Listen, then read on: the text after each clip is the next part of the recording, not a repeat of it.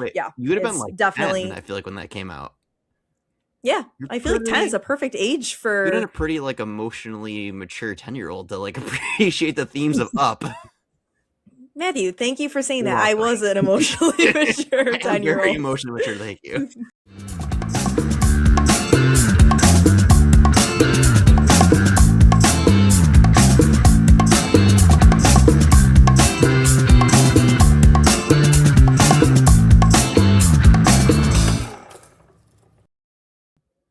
Welcome back to the Popcorn in the Face podcast. I am today's host, Valerie McDonald, and I am joined by my co hosts, Connor Busella and Matthew Iorio. Today's episode is going to look a little bit different than our previous episodes. This will be the first of a new series, which is our Mount Rushmore series. So in each episode, we will be providing and discussing our top 4 movies within a category. These categories can range from movies that a specific actor has been in, a specific production company, specific decades, genres, etc. These episodes will be a little bit more conversational, little bit shorter, maybe, although no promises there since we like to talk.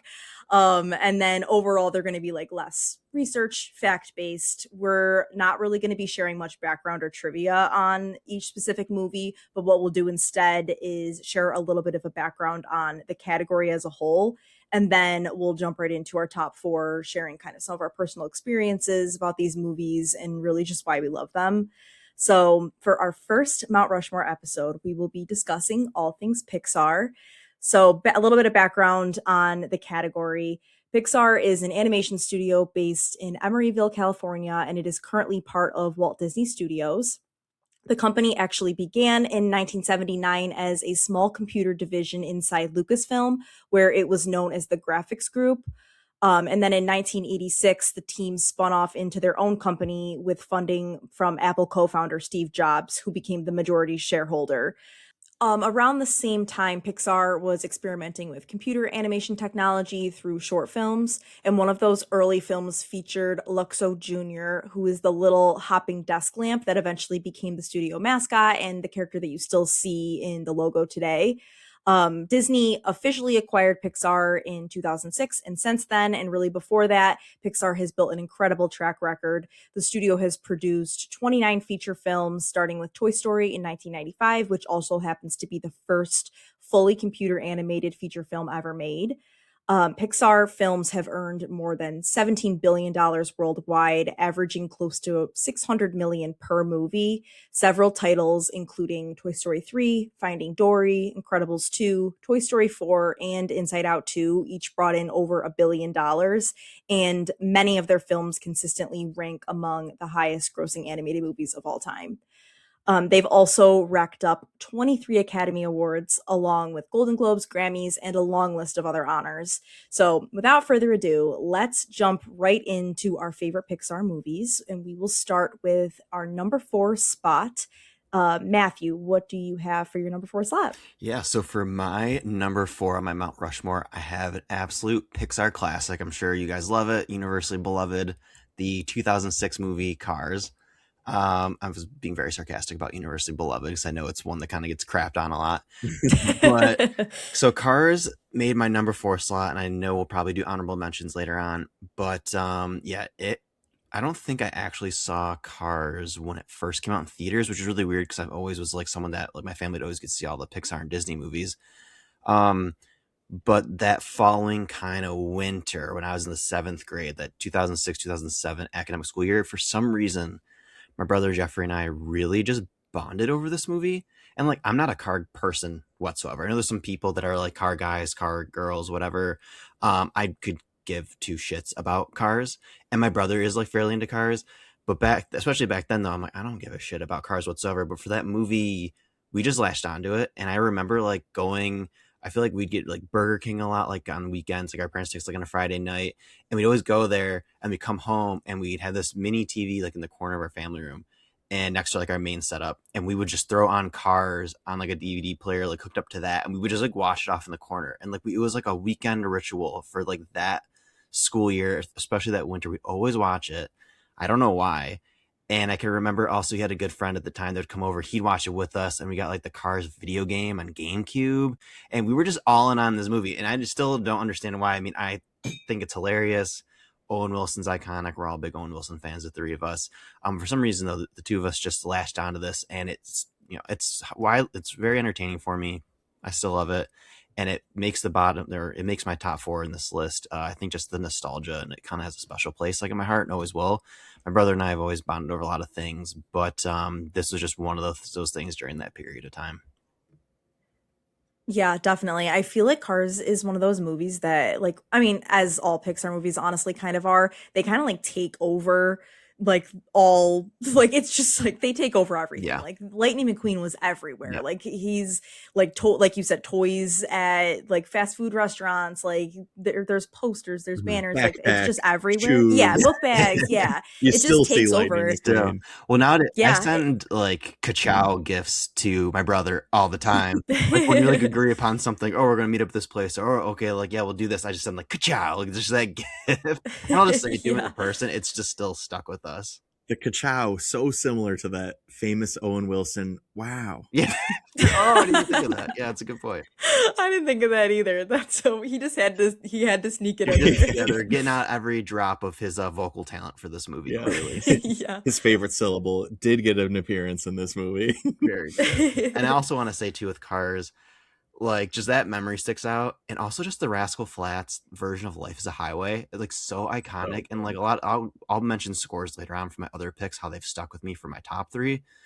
But this one really, like, I feel like it was one of the first ones that used they had like more of a soundtrack, like Rascal Flatts, Sheryl Crow, a couple other like big names at the time were featured in this movie, which we kind of didn't see before, and I think was really good timing for me to get into it because I'm 13 years old, let's say, and I'm really getting into this movie, so I'm kind of at that age where you have this greater consciousness of like popular culture and the world around you. So I think those, as I'm more aware of, oh, these are like famous people in these songs, it's kind of attracting me more to this movie. So I feel like that also kind of played a part, even though I don't really like country music, but it was kind of that kind of country pop type of version of that song. But I think that kind of attracted me to it a little bit as well. Definitely. Yeah, no, I completely agree. That version of Life is a Highway has been the song of the summer for me for 20 years. Yeah, this one did not make it on my top 4 list. I do have it for one of my honorable mentions. It's such a fun movie, though. I really do love it. Couldn't sneak it onto my list, but it is just an all-timer. It is, like I said, it is so fun. Lightning McQueen is hilarious. The him and Mater. What's the old grizzled Doc Hudson. Doc Hudson. Hudson Hornet. Awesome. Yeah. Awesome. Just such an iconic Pixar character. Having no humans, just everything is a live car was really funny. Just a fun spin on their like Toy Story, all the toys are alive, but they live among humans. This is like there's not a human in sight. They're just, each vehicle has its own personality. It's hilarious. One last thing I wanted to tag on about Cars 2 is one of the main screenwriters for this was Dan Fogelman. And I like always forget he did this because I didn't really realize who he was until I became older and started paying attention to writers. But Dan Fogelman wrote one of my all-time favorite movies, Crazy Stupid Love. And he's also wrote Tangled. He created the show This Is Us, and he played a big part in Only Murders in the Building. So he's like done a ton of really prominent things. But looking back at this movie the other day, just kind of searching online, I was like, holy shit, that's right. Dan Fogelman wrote this, and I totally forgot about that. So I wonder if there's just some weird through line with him writing a lot of my favorite properties, and I've kind of just keyed in on him being a favorite writer on my. He's got the magic sauce for me, apparently. Apparently. That's so funny. I also did not have this movie in my top 4, but it was in my honorable mentions. But it is overall a very good movie. It's I think, like, to your point, Matthew, about like the cars, like it's just I just have no interest in cars like whatsoever. And I think that like plays into the fact that like it's not in my top, but it's still a fantastic movie, and it's super well made, and it's a really fun, unique concept, which like I love. Yeah. So low-key kind of I guess technically a sports movie. And sports the racing kind of very kind much of so. pull at your heartstrings a little differently. You know what I mean? They kind of have whatever that is too. I don't know. Maybe that played a part in me loving it at that age as well. Competition and whatnot. Yeah, it definitely isn't made only for kids who are into cars. I do think it has a lot more of that sports movie energy. even despite the fact that like the whole second act is not sports oriented, it's like him needing to grow up, but Yeah. the beginning race and the end race is classic sports movie. Definitely. 100%. All right, Connor, what do you have for your number 4 slot? My number 4, I really wanted to have higher on my list, but there's just so many movies that I love a lot more than this one. I chose Wall-E. In my opinion, it is the best Pixar movie, and I know that's kind of wild. My opinion for the best one to be sitting at number 4, but it is just beautiful. It is a truly beautiful movie. It is really funny. It's practically a silent film for most of it. There's very few spoken words, and so much emotion is conveyed by like the little noises, the little movements of these like couple robots and a cockroach. And Wally's just, I definitely remember seeing this one in theaters. And then I also want to say, given its save the planet message that's living in the background of this film, I remember watching this in school several times also. Mm. And we'd kind of analyze it in like middle school English classes and science classes. I feel like I watched it in the same year in 2 different classes. This movie was just well received by adults in the time. I loved it as a kid, and as I grow older, I appreciate it more and more. It was even better than I remembered it being in my most recent rewatch in preparation for this pod. Um, all the Hello Dolly stuff that they sneak into it too cracks me up every time. Wally just having that one tape and learning about human connection and love just by watching this musical from, I don't know, the 50s or something like that. It's so funny. And just his love story with Eve. He just wants to hold hands and be in love. And I just think this is a very close to perfect, if not perfect, movie. Yeah. Aptly named Eve character. I'm sure it was after Adam and Eve. Yeah. Wally and Eve. Yeah, Wally. I feel like with this movie, I agree that I think it might be one of the best. Like it might have like one of like the strongest like themes and strongest message, whatever. I think as a kid, like, and I do remember seeing it in theaters too, but I think that it was just like a little bit like unsettling. I feel like, Mhm. like I think that it was not an instant classic, Right. wasn't instantly nostalgic. It was more like, oh, like this is actual commentary on like the state of the world. Yeah. So I feel like that it ended up being like more of an honorable mention for me because like I do like the movie, but it was just like a little bit more like unsettling. I think like overall like robot movies, anything to do with like space, Yeah, I know you're not a aliens, space fan. machines, anything with machines. I'm like, that's probably maybe why I don't like cars as much. I'm like, I can't relate to a machine. Stupid machine. I just can't. Yeah, I feel like I see a lot of movies in theaters, and I've told you guys off pod before. I accidentally skipped this one in theaters. It was just kind of because this Wally came out. I think I was in like the 9th grade or right around that time. Mhm. So I was in that kind of like early teenage boy phase where not that I thought I was too cool to see it, I just wasn't running to the theaters to see Pixar for a couple of Yeah. years there. And I remember not seeing it. Heard a big deal. It was a big deal about it, and then I came back to it later in college when I finally kind of had some free time. It wasn't like you're in school 5 days a week doing this and that, whatever, and sports after school and whatnot. So I had these pockets of time where I started catching up on movies I missed over the years. Mhm. And I watched Wally, and as like a 19-year-old, I think at the time, I was able to appreciate how well made it was and what it was. But also was like, holy shit, this is really deep for a kids movie, Yeah. quote unquote kids Definitely. movie. And I know Pixar is like that. They make their movies accessible to all audiences, the deep Mhm. message. But I'm like, wow, this is really like a well thought out, deep concept. So I could appreciate it at a 19-year-old. And I often wonder kind of what I would have thought if I had saw it at like 14 instead. Yeah, definitely some of the themes would have gone over our heads. Yeah. It definitely went over my head on first watching of this one.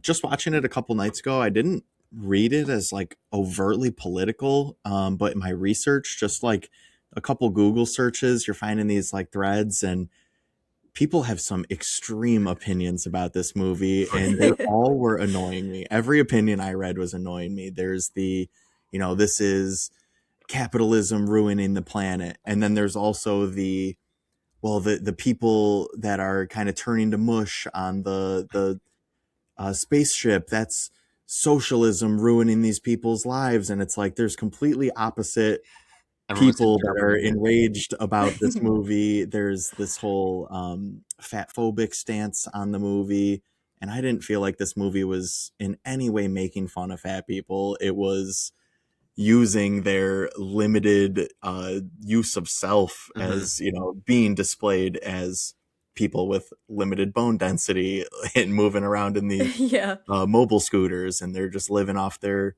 by and large smoothies and slushies and whatnot. I just didn't buy into any of the political criticisms of it. I just thought it was a beautiful movie, and I just thoroughly enjoyed it. And like I said, I wanted to put it higher on my list, but Pixar's just made some perfect movies that I'm sure we're going to talk about as we go further in our list. Yeah, definitely. For my number 4 slot, I put Up from 2009. So I know you guys don't have this one on your list, but this movie is like, I think I was just right at the right age when it came out, where like I went to go see it in theaters. Like I think I went to go see it with friends. Like it was just like exciting. Like it was like a fun new Pixar movie was coming out. And I don't know, this one just always stuck with me. I love the concept of it. It's just like an absurd, funny, like crazy movie, but like it's also very sweet and sad, and like it has like themes of like love and loss, and like I love the themes of adventure, and it's just like it's overall just like it's a very unique movie. Like I've definitely never seen anything like this in my entire life, and the plot honestly doesn't make a whole lot of sense, but I love it. It's I think like the first, specifically like the first like third of the movie is just like absolutely iconic when he's meeting the love of his life and like they're living their life together, that whole montage. It's so good, and like I just love the whole like idea of him wanting to like honor his late wife, and then but then learning more along the way, like about what all of these things really mean. It just was like I feel like a very meaningful movie. And aside from like the actual like subject matter of the movie, I feel like the score from this movie is like was instant nostalgia for me. It's like I've never heard a score that so quickly just like became so nostalgic and like so memorable. Like I really really really love the music of this movie. And yeah, I feel like it's constantly on TikTok and like all different definitely. like it's trending audio all the time. Like people always put it over their videos. It's just like you always hear it. Like it's always around.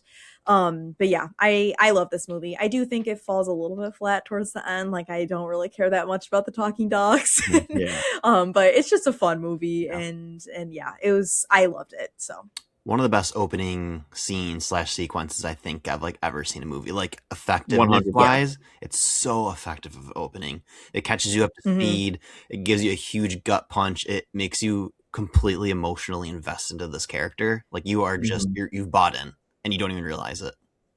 Yeah, if you can make it through the first few minutes of this movie without crying, you're a sociopath. Yeah, you don't feel It is the most gut wrench. Like it is so heartbreaking, that montage, and it is beautiful and it is perfect. But like you said, it is that first act is untouchable and perfect, and maybe the best first act of any Pixar movie ever. Yeah.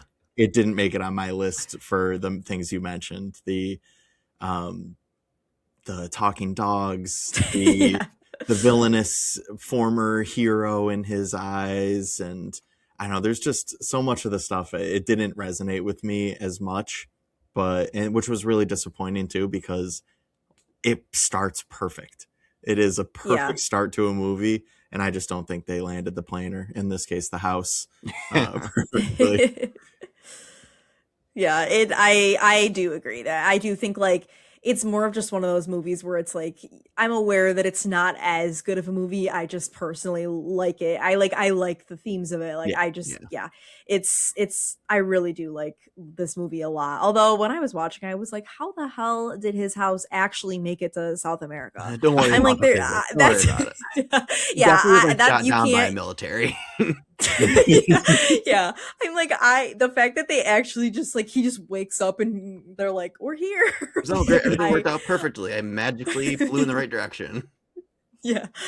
Yeah, it was so funny. But yeah, crazy absurd movie, but I really do like it. And just like I mentioned, like the timing when it came out, like I was Mhm. just at that perfect age where like I was maybe like just starting to care more about like these types of movies. It just Mhm. like it hit right at the right time. So Wait, yeah, you would have been it's like 10, I definitely feel like, when that came out. yeah. You're I feel like 10 is pretty a perfect age you'd been a for pretty, like, emotionally mature 10-year-old to, like, appreciate the themes of Up. Matthew. Thank you for saying You're that. I welcome. was an emotionally mature I am 10-year very old. emotionally mature, thank you. Yes, I always have been. I always said that about you, Val, my entire life. Yeah. All right, let's move on to number 3. Matthew, what do you have for your number 3 slot? Yeah, so for number 3, I have Monsters, Inc. Um, Monsters, Inc. Once again, I think is you'll learn as we go through these. All of my picks have largely to do with my relationship with these movies. I think all my picks are objectively really. I mean, I think Cars is a good movie. I don't think it's a masterpiece. My 1 through 3, I think, are objectively very, very well made movies. So for that standpoint, I'm just kind of floored by Monsters Inc.'s like idea. Mhm. And like, essentially the core of this movie is, well, one thing I've talked to Connor about before is something that I really love about Pixar is I feel like at the heart of their movies or most of their movies, they try to have some kind of like core human universal experience, something we all can relate to. And or experience whatever it might be. And for this one, I feel like you always hear kids being afraid of monsters in their closet, monsters under their bed, and someone took that idea. I was like, okay, what if there actually were monsters in the closet under your bed? Also, what if them trying to be scary was like their literal day job? And I'm like, that is so genius. That is such a smart concept, and just to build off that has always stuck with me, especially as I've gotten older. But yeah, I mean, just besides that, like I think the characters, Mike Wazowski, Sully, they're iconic. The theme music of the song always sticks with me. Really great heart, really great humor. Rewatching this, this came out in 2001. It's 25 years later, and I'm still laughing. And there's things that I didn't catch as a kid that I understand as an adult. And once again, that kind of universal accessibility of all ages. Absolutely love it. And also just kind of the theme of like parenting with Sully, like pretty much just like Boo is his daughter, and the way they develop their relationship and how you get emotionally invested and care about them. And what used to get me and still gets me now is the ending scene where Mike puts together Boo's door that was shredded, and Sully puts the final piece in, and he goes through and he steps in and he looks around. I think he says her name, and there's a half second where it seems like she's not there, and then you hear like Kitty, like hear her say Kitty off screen, and he like perks up, and then it ends, and I'm like, oh, like my heartstrings. She did it again, Pixar. Like Mhm. every time, 25 years later, still gets me. Yeah, and this That drove me crazy as a kid that we didn't get to see her in Yeah, that oh, moment. same. Now as adults, like, oh, we're like perfect. That's so Yeah. well done. And I like with this, I've always loved Monsters Inc. But it really, even though I loved it and I highly rated it, it's grown on me consistently over the years. In part, just it's just such a fun movie. But like going to Disney with my family over the years, one of my favorite attractions was Monsters Inc. Laugh Floor. That attraction is so funny. It's so good. I think of like my family and having those fun trips together when I think of Monsters Inc. And also just like the last few years too, since like getting married and me and my wife watching, there's a spin-off TV show about I think them just like monsters at work. We watched like the first Mhm. season. It's nothing crazy, but it's charming. It's a fun little watch. And Yeah. just like that theme music plays in my head every once in a while. They're like the score for this movie. And it's just weirdly just kind of kept growing on me over the years. And it's or maybe in the past it wouldn't have been in my top 4, but at this point, it's definitely got up there. So it's to my number 3 now. Was the laugh floor like the stand-up like comedy Yeah. style thing? Okay, I Yeah. used to be deathly afraid that they were gonna like Calling you. call on me during that. Like as a very shy child, like I was like, screw this. Yeah. Like I don't want to go there. Mhm. I'm too scared. I feel like I any. distinctly remember the first time we went to that as kids, to that laugh floor thing, and laughing so hard. Mhm. And then going a second time, and they kind of reused a couple jokes, and I was like insulted that they had done that. But that first time, that was one of the funniest experiences of my childhood. Mhm. Also, with this movie too, I just want to point out real quick, like I think with a lot of Pixar movies, just some absolutely iconic quotes and lines and things that stick with me today, and I'm sure that we've all quoted or people quote. Just like if someone says 2319, we know exactly what they're talking about. Still to this day. And then just people going like Mike Wazowski, like his name is just such a perfect character name. It has nothing to do with like what he looks like or anything, but Mhm. it's just iconic. Billy Crystal's so funny in this Yeah. movie too. Also, just in the beginning when they're training and Mike's like twins in a bunk bed, and then Sully's just like roaring at each bunk, Yeah. empty bunk. That still sticks with me for I don't know why. I just still think of it 25 years later. I haven't seen this movie in so long, and I wanted to watch it before we recorded this, but I didn't get around to it. But I really need to watch it because I would maybe think differently about it now as an adult. Like I never didn't like this movie or anything. It never was like one of my favorites or anything, Mhm. but overall, absolutely, like you said, iconic concept. Mhm. Like it's just a perfect concept. So I gotta rewatch this. I feel like you're making me want to You watch it gotta really do it. bad. You gotta do it. Also, I want to shout out Roz real quick. She is iconic, and I've probably done so Yeah. many poor impersonations over the years to my siblings just to annoy the shit out of them. But Roz is iconic. Yeah, she's what sticks with me the most out of that movie. Yeah. All right, Connor, what do you have for number 3? My number 3 is my nostalgia pick. Probably the one I have watched the most times out of any Pixar movie, and it is Toy Story 2. I was having a really difficult time deciding amongst the Toy Stories. I didn't want to put more than one on my list, and I rewatched 1, 2, and 3 in preparation for this. 1 is the OG. It is the classic. It kicked off this whole entire Pixar universe, and it is a truly perfect movie. The third one, a lot more mature. It grew up alongside its audience, and it made it another beautiful, beautiful movie. 4 was fun. Easily the weakest of the franchise, I think, just widely agreed. But 2 is the one that really sticks with me. And rewatching it, some of those iconic Toy Story scenes, to me, are all coming out of Toy Story 2. This one came out in '99, and this one was on all the time in our house growing up. But 1 and 2, these were heavily requested and replayed movies through our childhoods. And the first one with Buzz and Woody being a little more at odds, I have no problem with that. I love it. The second one where they're like a united team, I freaking love that. I think the two of them being buddied up and just they are split up and they go on their solo adventures in this one. We get Buzz has Ham, Mr. Potato Head, Slinky. They're on the infiltrating Al's toy barn mission. I love that. They're driving around in the car with Barbie. That kills me. There's the second Buzz. There's the whole Zurg stuff. That stuff is so good. And then the whole Woody's roundup, Woody meeting Jesse and the prospector and Bullseye. The scene where he's being refurbished by the old That man. scene's crazy that good. lives in my head rent free. I Yeah. think of the close up of Same. him like polishing the shoe and all the Polishing the over shoe. stuff. I can Yeah. picture it. The eye, the little Yeah. Q-tip on his eye, Yeah. and fixing all Yeah. the little blemishes Yeah. that have been from being played So with good. for a long time. That is, I think, one of the best scenes that Pixar has put together is Woody being refurbished. Yes. All the Woody's Roundup merchandise, Mhm. Woody figuring out he's the celebrity. It's so good. I love this movie so much. It is so fun. And it's injected to it that Jesse's heartbreaking backstory Another is good like point. there's a lot more mature themes going on in this one, and it really elevated that Toy Story story, in my opinion.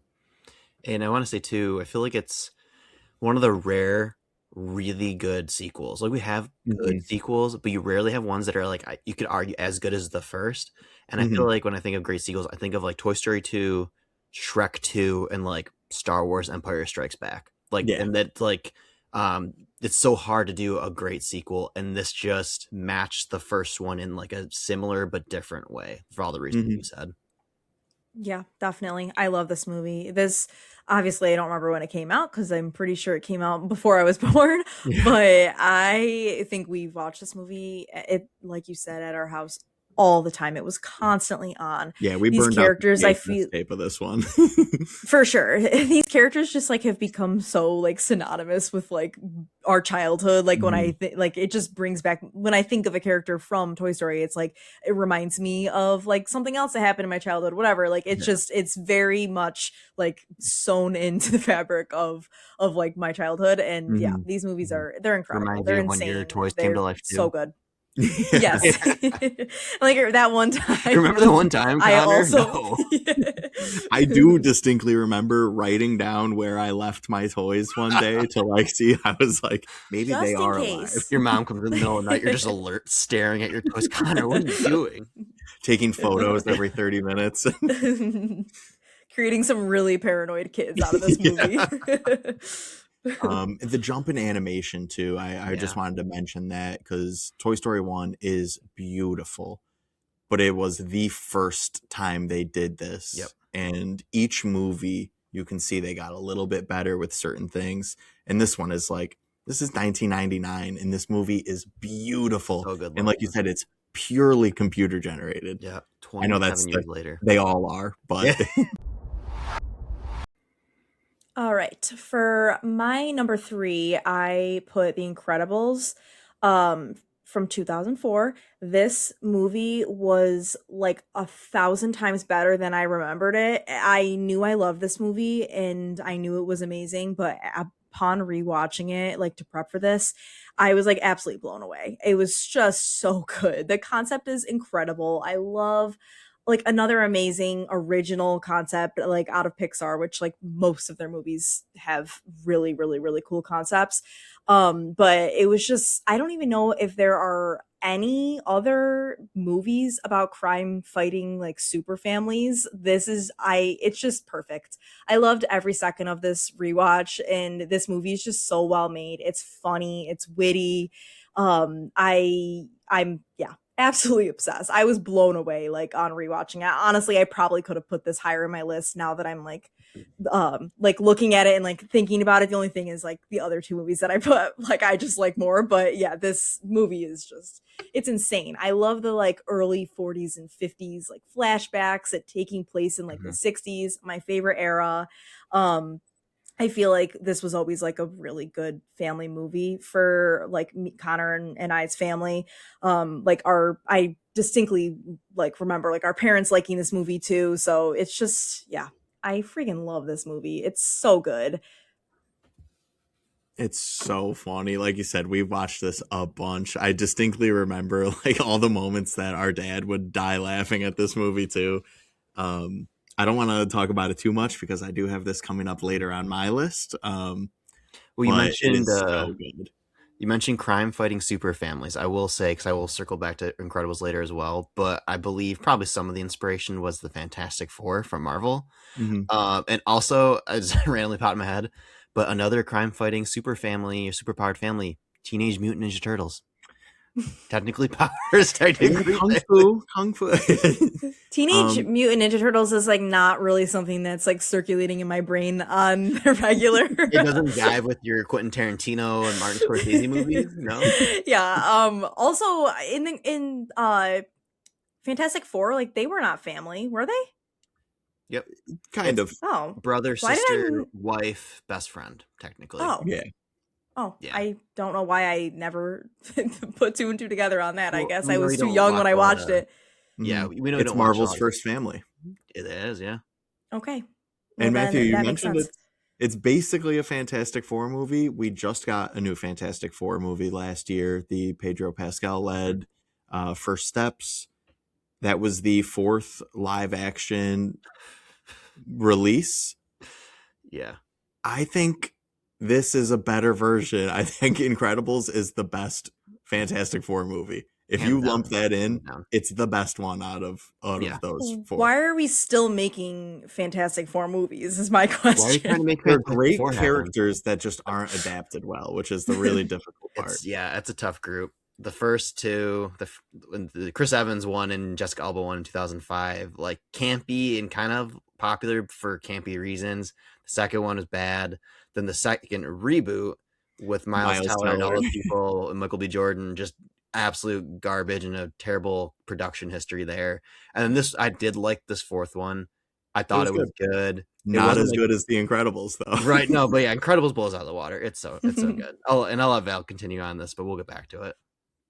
Well, since I have a feeling that you guys both have The Incredibles on your list, we can jump into Matthew. What did you have for your number two? Yeah, so hit the nail on the head. I had Incredibles as my number two. Um, it's a movie that's always just been really special to me. Like Connor was saying, just unbelievably well made movie. And you were saying the same, Val, as you kind of picked up on this most recent rewatch because it's been a while for you. It's just so good. The writing, the comedy, the themes, just pulling from some superhero, inspirations there. Um, I just it's so good. And as a kid, I remember like kind of tying in cars. I was never a car person. I'm still not a car person, but I love cars.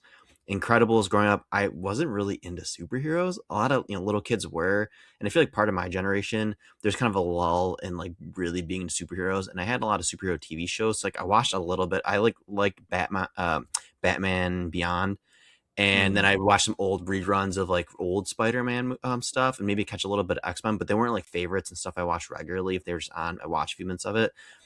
But for some reason, I was so psyched about this Incredibles movie coming out.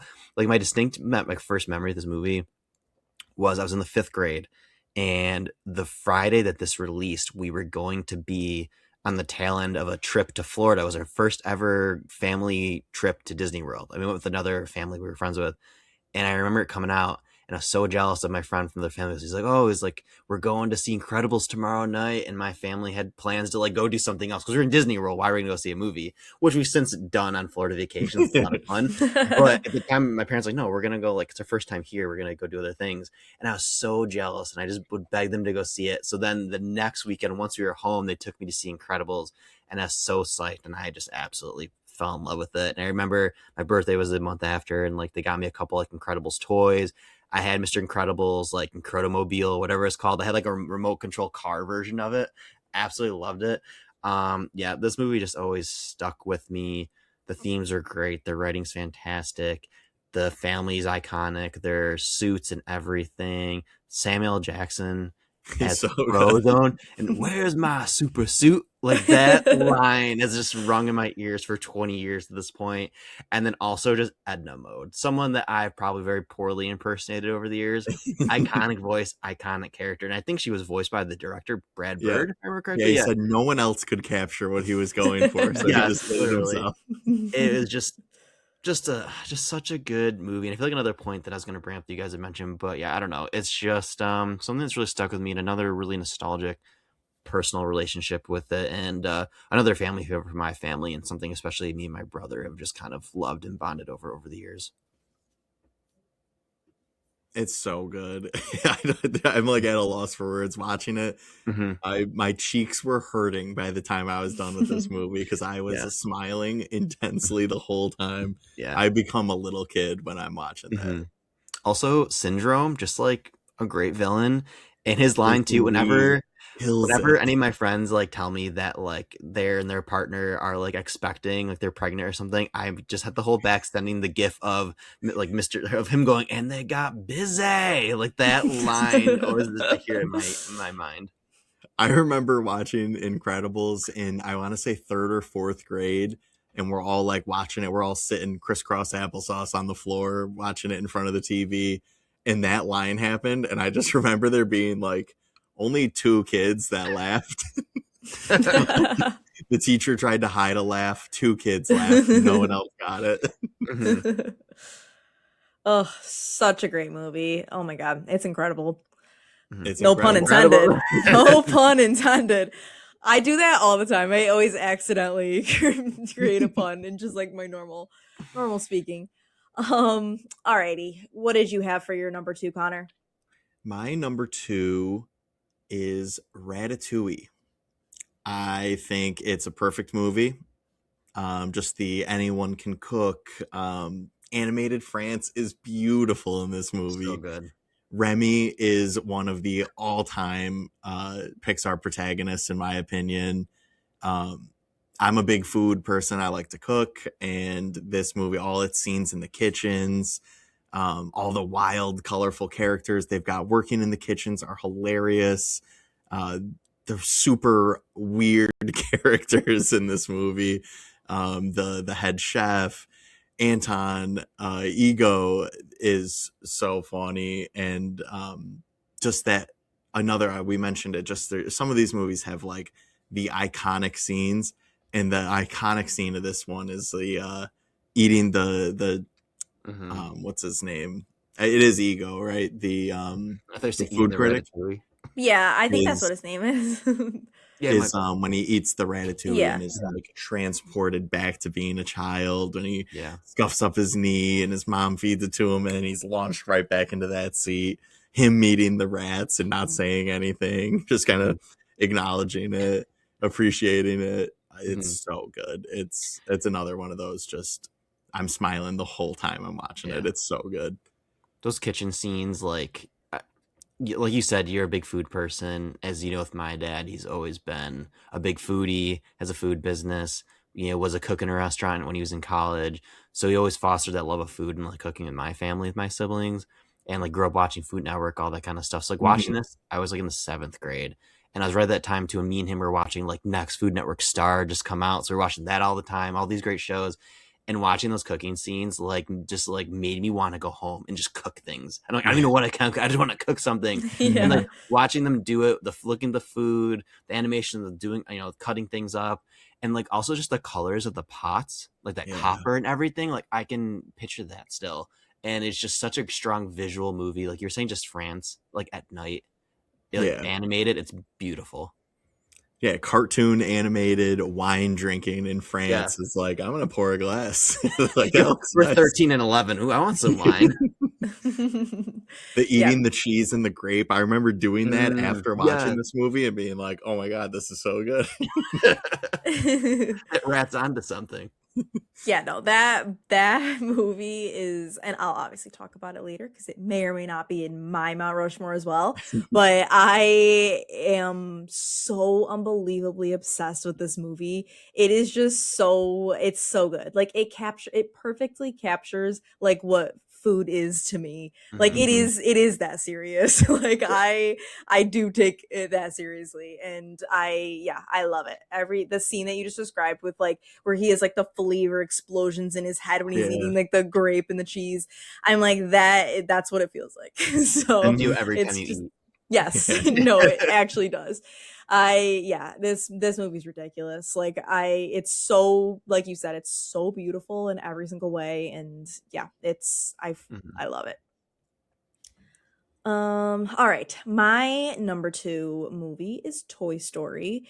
So obviously the OG Pixar movie. It is so good, so freaking nostalgic. It's just I feel like we've already kind of talked about it a little bit when we discussed Toy Story 2, but yeah, overall just the characters, the concept, it's such an original concept like we've touched on a few Mhm. times before where it's like taking those like experiences where everybody kind of has these experiences or at least thoughts like as a Mhm. child of like, oh, like what if my toys come to life? What if there's monsters under the bed? Whatever. And it's like I feel like it's just that perfectly described and shown in a movie. And yeah, it's smart writing, it's emotional, it's just really great. And like young Tom Hanks is electric in everything that he's in. So yeah, I really really like this movie. I feel like it's touches on themes that are good for like kids, I feel like, to learn, which is like how Yeah. to like manage like jealousy and like Mhm. feeling like whatever, like you're being replaced from like friends and stuff. Like it touches on like a lot of things like that, and I feel like those are really like things that are important to understand as a child, but also like as an adult too. Like when you're rewatching it, I just feel like Mhm. it's just a really really well made movie, and the animation is insane. Like to think that that came out in 1995. I feel like I have seen animated movies that came out 5, 10, 15 years after that didn't even look as good to me. Yeah. So depending on like what studio was making it, whatever. But yeah, really, really love it. And You've Got a Friend in Me is just so, Iconic. so good. Randy Like Newman was yeah, cooking in this it's Yeah. movie. insane. It's so insane. Like Tim and his mom, literally, that was the song that they danced to at our wedding. Like it's just such an iconic song. And like me and Tim both love this movie so much. Yeah, though you touched on the voice acting. The voice acting in this movie is unbelievable. The Tom Hanks, Tim Allen dynamic. Yeah. They both deliver every single line perfectly. And then all the side characters too. John Ratzenberg, who makes an Yeah. appearance in I think every single movie we've talked about so far. Yeah. He is so funny in this. Mhm. Jim Varney or Jim Varney, who played Yeah. Ernest. Yep. He's Link. He's so funny too. Great. And And Don Sid. Rickles. Yeah, Yes. Don Rickles. Sid is just an all-time villain. I love Sid. I A love Sid disturbed so kid much. that we all Yes. probably knew a The version crazy of neighbor in we all had. elementary school. Yeah.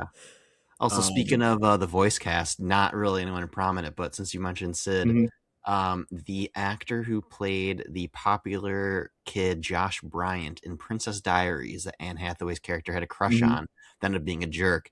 When he was a kid, he played the voice of Sid, which I had no idea until I watched this the other day and looked it up for this podcast. I was blown away that was Yeah, him. that's so Should have known funny. his character was going to be a jerk. Yeah, He it plays Sid. sucks. Yeah, he plays a very good jerk. Mhm. Oh my god, yeah. This movie's just crazy. It's so Mhm. good. All right. What do you have for your number one, Matthew? So for my number one, I also, well, not also, but I have Toy Story as my top of the Mount Rushmore. I didn't add on too much to yours because I knew I'd be coming circling back for this for my number one spot. So I wanted to elaborate a little bit more here. But yeah, with this, it's just, in my opinion, it's one of the few perfect movies. It's only 81 minutes long, but it's so tight. Every scene is so needed and just firing on all cylinders. And like you guys are already touching upon, it's so impactful in the movie industry. And like this is part of what makes it top of my Mount Rushmore now as an adult. I wasn't thinking about this as a kid, but it's crazy thinking back to it with hindsight, 31 years later. This came out in 95. No one literally made stuff like this in 95. This was the very first one. This is the very first computer animated film ever. And so, like, we grew up with this. So we don't really know any different. And so the other day I was with my dad and I asked him, like, what was it like for you as like an adult, knowing what traditional animation was and seeing this movie coming out for the first time, where we obviously didn't have the wherewithal because we were little kids, or you guys weren't even born at this point. Yeah. And I'm like, what was it like for you? And he goes, it was mind blowing. He was like, it was absolutely insane seeing this type of animation. Never seen it before, and it was just like revolutionary, and I couldn't believe that it was like a real thing. And so just the impact was awesome. The writing is fantastic, and like just the accessibility for kids and for adults was amazing. I feel like like there's a lot of classic animated stuff before this, but I feel like this first they really played for all ages. And like rewatching this, there was so much I picked up on that I really didn't think about when I was younger. Just like a lot of like the adult jokes. Like I made a quick list of like quick lines that stuck out to me. Like Mr. Potato Head calling himself Picasso when he had all of like the various body parts all rearranged on his face misshapenly. Like, kids don't know who Picasso is. Yeah. Him calling the pig, you uncultured swine. Bo Peep saying that she could get someone else to watch the sheep tonight, and like suggesting things to Woody and him blushing. One of them talks about Woody having laser envy because Buzz had a laser, and I'm like, oh, I never caught that before. Etch a Sketch literally draws a noose after Woody shoves Buzz out the window, and I'm like, oh my god, that's a kids movie. And then just some other things like them calling Sid's toys cannibals when Buzz and Woody are first in his room. One of the kids brings bed sheets to a party, and someone's like, "Who invited that kid?" And then That's so funny. and then also, which is a line that I missed, that in talking to my dad, he remembered this line and just burst out laughing just in recounting it with me. But when they are trapped, Buzz and Woody are trapped in Sid's room, and they see Sid like starting to like starting to operate on the two toys, like ripping them apart and putting them together. And he talks, and Sid's talking to himself, talking about doing a transplant, and Buzz just deadpan and goes, "I don't believe that man has ever been to medical school." And I'm like, that's so funny, and this is just randomly in this movie. But the accessibility like that is just so great. The voice cast, like you were saying before, is iconic. And he's just really the first of his kind. And also, I want to circle back to, because Val had mentioned, like we all talked about just like the universal experiences that these movies touch upon. And what I loved with, for me, what it was for this movie was, kind of thinking about like what does happen to toys when a kid decides to move on from an old toy and start playing with a new one. And like, it kind of brings into your mind, like there is always a last time that we do things in life, and there's always a last time that we play with that toy or that favorite toy. And it's like very profound and oddly I'm gonna be sick. Yeah, literally. I can't even think about this right now. Yeah, and then like, holy shit, like thinking back to this, like I feel like they take these universal truths or human experiences and they find ways to just expand upon them, but develop a whole story around it. So just like thinking about this as an adult is like a same but different experience. Yeah. But yeah, like that also stuck out to me. I could just go on and on about this, and you mentioned Randy Newman and everything. But it's just such a well-made movie. To me, it's perfect. The character development for Woody and Buzz, mainly Woody, like Woody's a dick. Yeah. Woody Yeah. sucks and is an asshole. To me, this movie's all about himself. He wants to be the leader and get the recognition. His claim to the throne is, in jeopardy. He's challenged when Buzz shows up. He's the new shiny toy that Andy and all the toys like and everything. Literally tries to kill him by knocking him out a window. And he's just a god-awful being, I guess not a person. And he's the central hero protagonist of a children's movie, and then we end the up whole changing. franchise. You have a 4-5 movie franchise now, the face of a whole movie studio, and then he ends up redeeming himself and changes for the better, and we love him, and they're great relationship going forward. So there's just so many things this movie does right, and just how iconic and influential it is. Also, all my personal memories of it too. Just growing up, like owned all the movies. I bought the whole movie series on Blu-ray and DVD several years ago. I had a Buzz and Woody toy, and I vividly remember writing my name on the bottom of their feet like Andy does. 'Cause you got it. That's what Andy did. You have to do it. I had those toys, and I kind of want to buy them for my sons in the future too. Oh, you've got to. You absolutely have to. Yeah. This movie has just been with me my whole entire life, and I still love it as an adult. And there was really no other choice for my number one on my Mount Rushmore. Yeah, it's got to be the number one movie to be excited to show your kids. Oh, like there's nothing else I can think of that you're like so eager to show, and you can show them very young too. Like this can be one that they watch at a very young age, despite the adult themes that will fly over their heads, much like it did ours when we were little. Yeah, I could literally sit down with them and my dad and just 3 generations of my family all enjoying this movie for different reasons, but all enjoying it. Oh, such a freaking good movie. It's just, it's perfect, like you said. It is. Like you said, all that character growth too. It takes place in just over 80 minutes. Yeah, not even an hour and a half. It's not even an hour and a half, and so much happens. It's a very tight, dense story. Like you said, there's not a single wasted scene.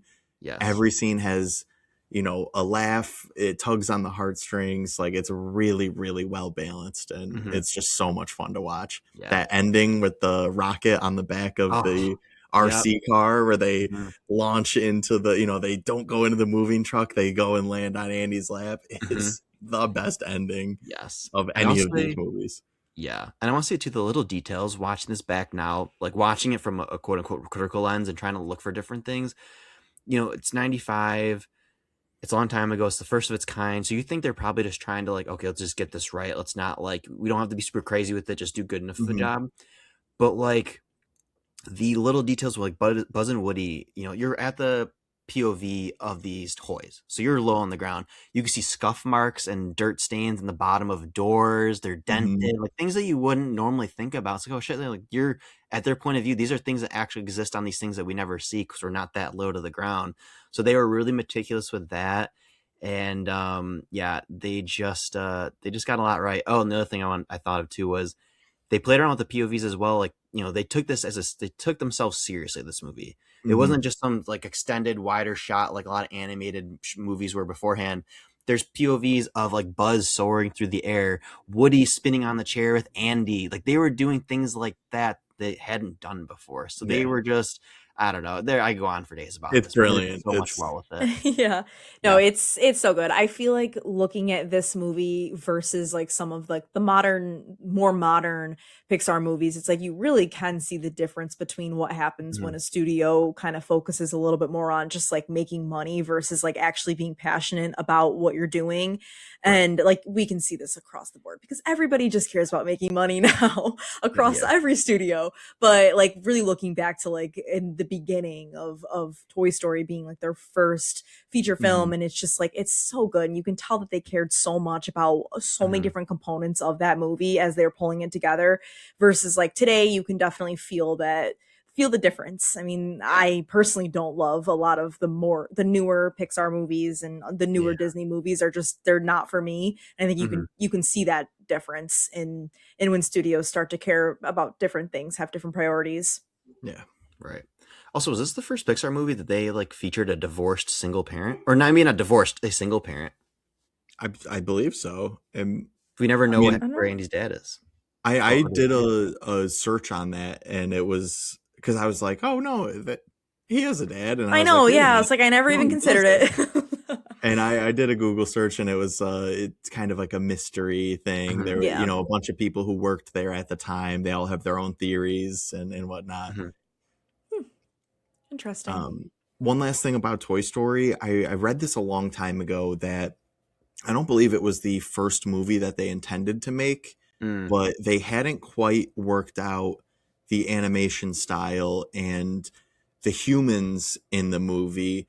They have that kind of shiny face as well. So they kind of Um, realized that a lot of the characters they were making almost had that plasticky look to them, which led them to making this one first, where all the mm. characters, for the most part, are made of plastic or porcelain or, They you were know, like, like, "Oh, we're good at making plastic yeah, looking Yeah. people." so they really leaned into Mhm. that little gap, and they've gotten better at that over the years. True. There's other movies that, you know, they've tweaked the technology along the way, but for Mhm. this one being the first one, they definitely had that kind of plasticky sheen to Right. their faces, and it plays perfectly in Toy Story where Yes. every main character Mhm. is made of plastic. Yeah, that's a good point. And I had also read that they were struggling to do human hair at the time. So like they talk about like Andy's little sister Molly Hmm. has like really flat looking hair, like all one Yeah. color. And it's Yeah. not very dimensional. And when they then fast forward, 6 years to Monsters Inc., they really had to get the technology to develop so they could do all of Sully's individual hair. He was gonna Yeah. look a lot different with all flat looking hair versus like individual ones that flowed differently. So Hmm. yeah, so you just kind of triggered that I was reading up on that at the time that yeah it played like you said it played well that was the first one they went with because they didn't Hmm. need to animate certain things better. And I think there was another I came across in my research. There was another tech jump for Incredibles, and that Mm, was focused on what you just said too. I think it was the hair was something that they were really fixated on. So they improved their technology for monsters for the hair, and they did the same thing for Incredibles, where Violet has that long black hair, and it, you know, each strand is moving mm, individually, and Dash has his like blown yeah. back hair from his running that fast. Mhm. His hairstyle is mimicked in his power. All right, Connor, what did you have for your number one slot? Well, unsurprisingly, because I keep inserting it into other movies we're talking about, my number one is Incredibles. It is my personal favorite. It's probably the one I've watched the most in my adult life. It's the one that I am always going back to. It's one of my core comfort food movies. It is just it's so good. I know we've all talked about it at this point. So I'm trying to find some things that we maybe hadn't talked about. The sound design is unbelievable in this movie. I feel like there's chunks of it, not that you want to not watch it, but you could close your eyes and you are still so vividly immersed into this story. The Mhm. action sounds so good. Yes. The score is the one that I will throw on my Spotify and listen to this. It's That so good. Life's Incredible Again Yeah. montage and just that track alone is I've watched that so many times on YouTube. I will listen to that track on my phone quite often. That kind of spy James Bond 60s Bond mixed with that retro superhero, a little bit of jazz in there. Yeah, very jazzy. It's unbelievable. It's incredible. Number two.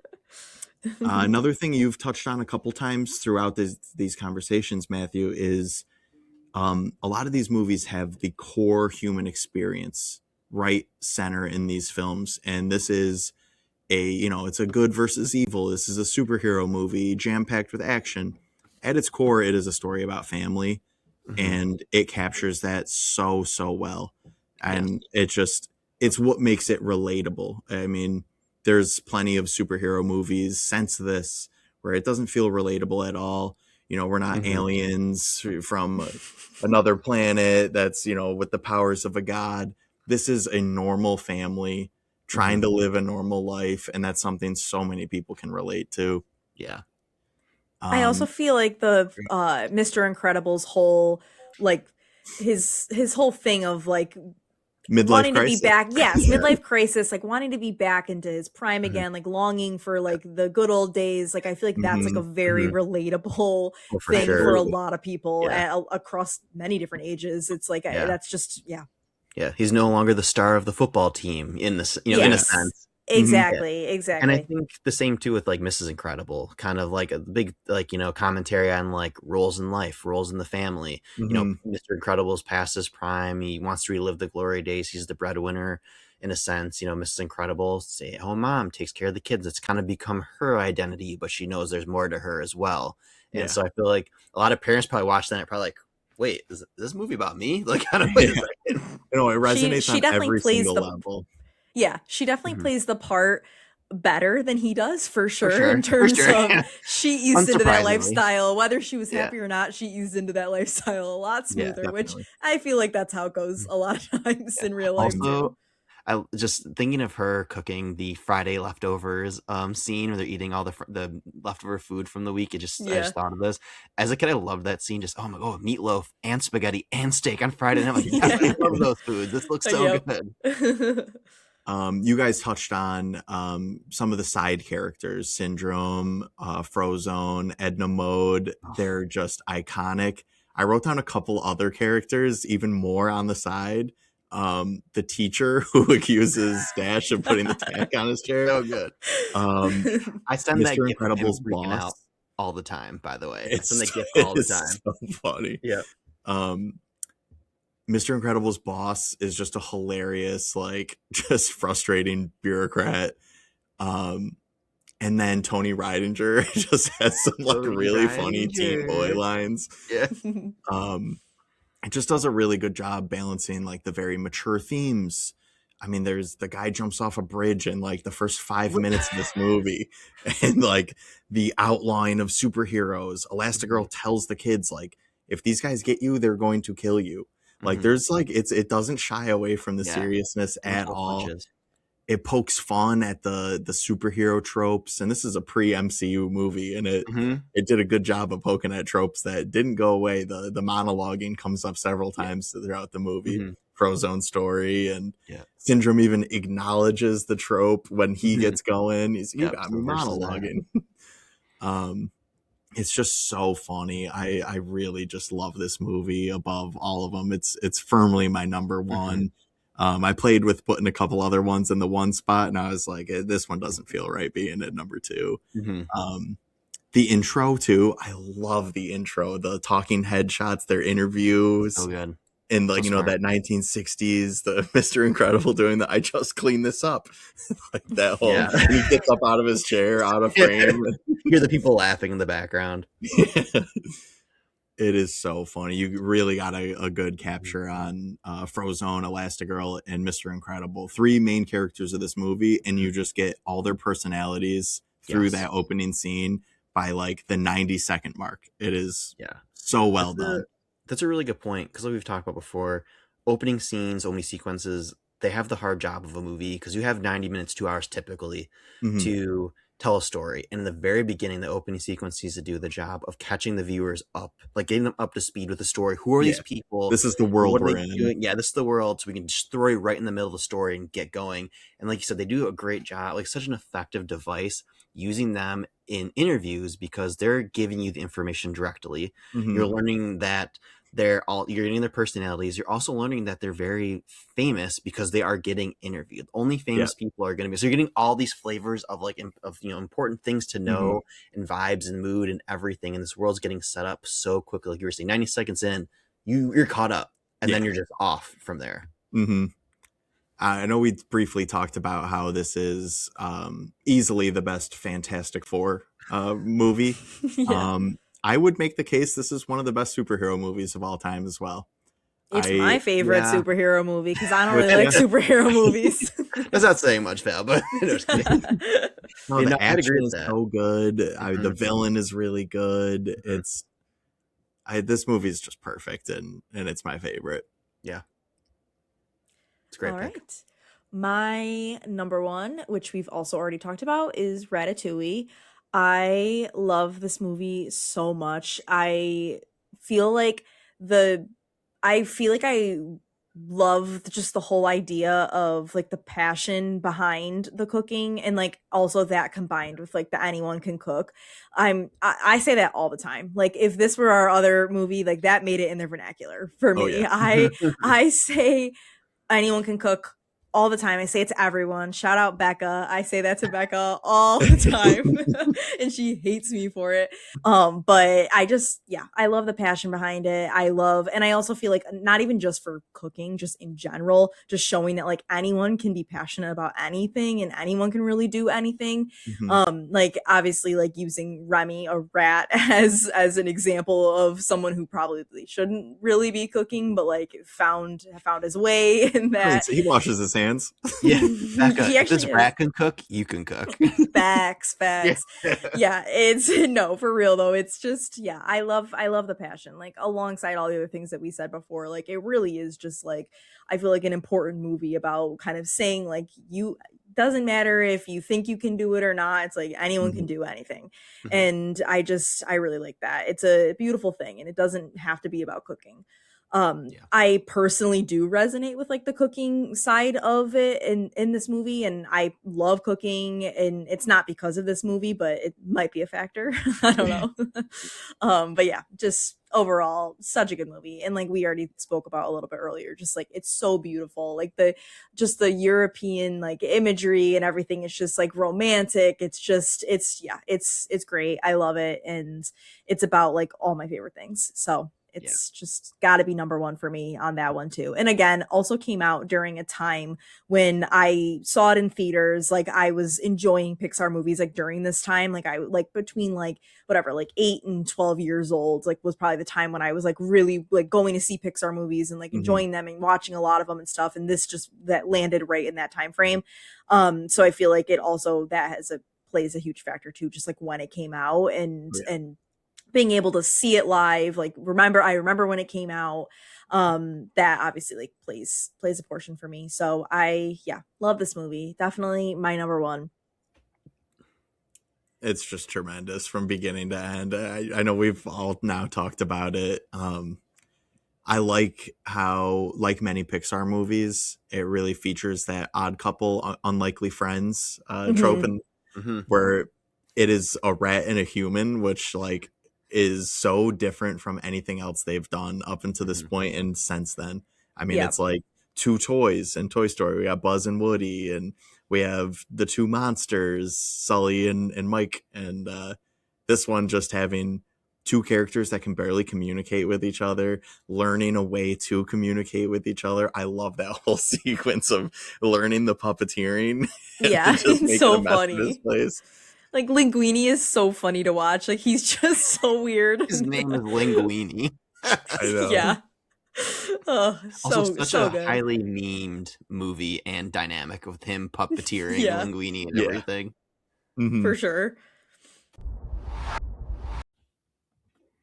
All right. Before we jump into some honorable mentions, we will just go really quickly through our 1 through 4 in order. So if you want to start, Matthew. Yes. So my number one Pixar movie was Toy Story. Number two was The Incredibles. Three was Monsters Inc. And four was Cars. All right, Connor. My number one was Incredibles. Number two, Ratatouille. Number three, Toy Story 2. And number four, Wall-E. Perfect. And then I had Ratatouille as my number one, Toy Story for number two, Incredibles for number three, and then Up for number four. So just wanted to do a quick recap after all of that. And then do you guys have any honorable mentions for movies that either were just not on your list that we didn't talk about at all, or that were maybe on someone else's list? Connor, if you want to start. Yeah. Matthew touched on Cars and Monsters Inc. on his list. Those were two that I had for honorable mentions, but the one that didn't come up on any of our lists that I wanted to shout out is Coco. I think it is the best Pixar movie that they've made in the last 10, 15 years. I know maybe not 15, that might be getting a little closer to some of our choices. Yeah, chill out. In the last decade, I think it is the strongest entry that they've had. It is very colorful, beautiful, musical, emotional. It is a all-time addition to Pixar, especially among what came before it and what has come after it. I don't think holds up, but I think Coco fits right in some of our lists. Yeah, Coco. My two honorable mentions were Finding Nemo, but also Coco. Coco, it's such a good movie, and it was one I didn't expect to like. Because I remember my brother and I were gonna go see a movie the weekend it came out, and we were toying between a couple different options, and we ended up going to Coco. And I didn't really had no expectations one way or the other, and I just remember going in completely neutral and just being blown away. Just the writing, the way they capture, the Mexican culture and everything. I won't say too much because I know Val hasn't seen it and I don't want to spoil anything. But another great gut punch of a movie in a really, really great way. And yeah, and just memorable music. I know my wife still sings "Remember Me" around the house. Yeah, and stuff like I still that. do too. Yeah, it's just so well made. I could harp on it for forever, but it's such a good movie. So yeah, I had that as an honorable mention along with Finding Nemo. I also had Finding Nemo for an honorable mention as well. I haven't seen Coco. It is on my watch list. But yeah, Finding Nemo I feel like is great, and it's another childhood favorite, and I really do like it. The only reason why it didn't make it into the list is because I find Dory to be incredibly annoying. That's the only reason why. Dory's an iconic character. Ellen DeGeneres doesn't sit right with me. Very fair. Very fair. Yeah. 2003, she was a big deal. Nowadays, she's on everyone's shit list. So yeah, that's very fair. Yeah. It's definitely one that we watched a lot as kids. Oh yeah. Very nostalgic, beautiful movie. Nemo touched the butt. Gets a laugh out of me every single time. I considered it. I did not rewatch it for my prep for this pod. But the four that we've each chosen, I mean, it's not in our top fours for a reason. I think not that it's lacking in any areas, it's just not as good as some of their best. I feel a little differently on that actually. I think it's a top Pixar movie quality wise. I think it just wasn't my top four just for personal reasons. It doesn't resonate the same way. It didn't have the same nostalgia. This first, because I remember seeing it in theaters and it was awesome then, and I just still think it's awesome now. But the four I picked just kind of had more of a personal touch for me. Yeah. All right. So now we'll do just like open discussion. If anyone has any question, comments, concerns before we wrap up for the day. Connor, do you have anything? Yeah, I just through our discussion, Val, you mentioned earlier that these movies are just great concepts. And I just had the thought that all of the movies that we just talked about, all the movies that appeared on our Mount Rushmores and even our honorable mentions are all incredible elevator pitch movie ideas. I mean, what if the monsters that are coming out of your closet are going to work every day and that's their job? what if your toys come to life when you're not looking? What if superheroes are banned and they have to assimilate to society? They all are just these incredible one sentence pitch that I'm sure landed in the room so strong because they became some of these iconic movies of our childhood. What if a rat wants to cook? What if a rat wants to cook? Puppeteers, lanky cook. garbage boy. Yeah. So my only question for open discussion, which is a quick one, any favorite quotes from these movies that maybe we didn't throw out there? Anything that you think about all the time? I know for me, Toy Story, there's To Infinity and Beyond is just iconic. But a line that I've always loved from that I just will say to like my brother and my dad joking around is Buzz to Woody underneath the 18-wheeler at the gas station, and Woody's like freaking out, and Buzz just looks at him and goes, "You're a sad, strange little man." And I love repeating that to my family. So I don't know if you guys have any just like favorite quotes that stick out that we maybe didn't cover already. We talked about anyone can cook is one that we've definitely said quite a bit. Ka-chow is just an unbelievable catchphrase. Mr. Incredible, we get there when we get there is one of my favorite lines. Every dad was probably like, yes, I get it. I'm trying to think of any other ones. Nemo touched the butt is a great one. Yeah, those are good ones. I don't even know who says this, and I can't even remember the exact context of it, but I'm pretty sure in Ratatouille, Remy maybe goes, he's like, "Let's go, go, go," when they're in the kitchen. I say that all the time. I say that all the time. Whenever me and Tim are doing anything, I'm always like, "Let's go, go, go." So that one's definitely made it into the vernacular. I killed a man with this thumb. Oh my God. These movies are hilarious. So many good They quotes. are all so quotable. I wish I could rattle off a few more. I hadn't written down very many quotes from these watches, but and pretty much anything off of Woody's pull string. There's a snake in my boot. Yep. You're my favorite deputy. Although they're all so funny. Mm-hmm. Buzz to Woody line I wanted to bring up, but those are some really good ones. The Ka-chow, like I said, I say that to my bro all the time. I send them Ka-chow Lightning McQueen gifts all the time too. They just inundate people in my life with Ka-chow. Yeah. I just have one last thing I wanted to discuss with you guys before we get out of here. I noticed all of our lists, they don't have any movie newer than 2009.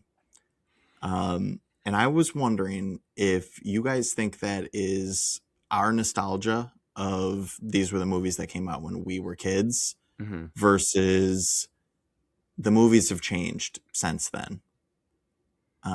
If it's a little bit of both, if it's more one or the other, I was wondering what you guys were thinking. I personally think that it's a little bit of both.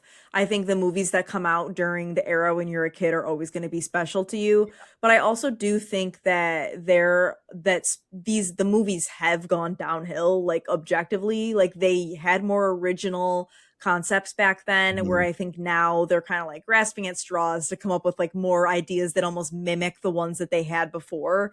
And I think like it's just you can't keep that going forever. Like you got to come up with some more original ideas, like not things that are like loosely similar to ideas that you've done before.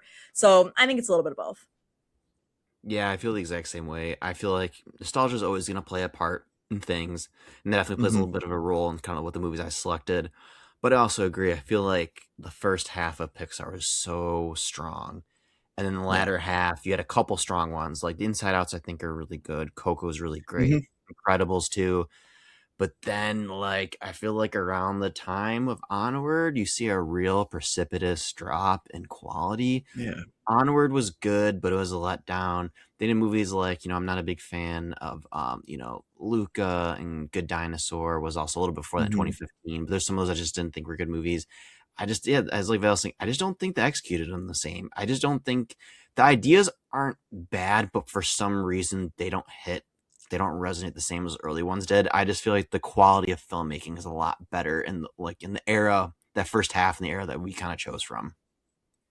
I agree. I definitely think it's more so that the movies have changed than the Hmm. nostalgia. Obviously, the nostalgia is playing a big factor. Hmm. We're choosing movies that came out when we were little kids, and these movies resonated really strongly with us when they came out, and we got to rewatch them over and over. But I have a hard time imagining someone who's younger right now being excited to show, say, Onward to their future children Hmm. or Good Dinosaur the Yeah, they same don't way hit the that, same. Yeah. yeah, they do not hit the same. Luca, Soul, we haven't mentioned Soul. Soul Soul's is really a good good. movie. I do like Soul, but again, even the good ones from this later era of Pixar Hmm. are not ones that I'd be rushing to show future children or I'm Yeah. firing up to Hmm. rewatch over and over and over again. Yeah. Even Soul, I find that movies that I don't really like that much or didn't think were good, one or the other, I tend not to remember them. And I feel like when it comes to Mhm. movies and TV, a lot sticks in my head. I remember them pretty well.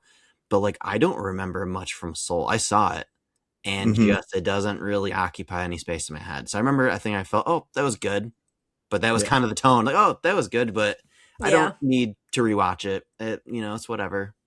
Yeah, I don't need to watch Elemental again. I Yeah. don't need to watch Turning Red. I don't think I ever even made it through my first watch. I've Hmm. completely skipped Good Dinosaur. Yeah. And again, I don't know if it is, I was a teenager or I was in college when some of these movies were coming out, but I mean, these kids' movies resonate at all levels. Like parents enjoyed them when we were younger, and I don't even Right. know if parents these days are getting the laughs in, Onward or Hmm. Luca. I can't imagine a parent was like laughing during Luca and the child also equally loved it the Hmm. same way Incredibles was an experience for all three of us. Right. Yeah. 100%. That's a really good point. Anything else before we wrap up for the day? That's all I got. I got nothing. Alrighty. Well, thank you so much for tuning in to our first Mount Rushmore episode. We'll see you next time. Thank you. Thank you. Thank you.